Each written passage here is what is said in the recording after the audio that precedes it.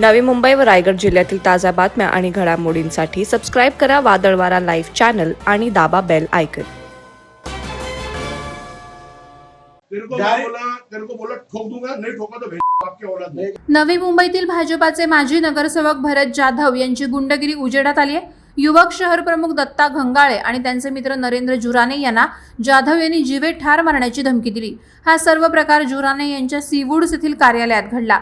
ही घटना सीसीटीव्हीत कैद झाली असून या प्रकरणी NRI पोलीस ठाण्यात अदखलपात्र गुन्हा नोंद करण्यात आलाय। भाजप माजी युवक अध्यक्ष दत्ता घंगाळे, भाजप माजी सचिव नरेंद्र जुराने आणि भाजपचे माजी नगरसेवक भरत जाधव हे सर्व एकमेकांचे परिचित असून सीवूड्स भागात राहतात। भरत जाधव हे जुराने यांच्या कार्यालयात आले आणि काही आर्थिक व्यवहारावरून जाधव यांचे जुराने यांच्यासोबत वाद झाले। त्यातून जुराने आणि दत्ता घंगाळे यांना जाधव यांनी जीवे ठार मारण्याची धमकी दिली। माझ्यात आणि जुराने यांच्यातील व्यवहारात दत्ता घंगाळे यांनी पडण्याची गरज नाही असंही जाधव यांनी बोलल्याचं दिसून येत आहे। हा सर्व प्रकार सीसीटीव्हीत कैद झालाय।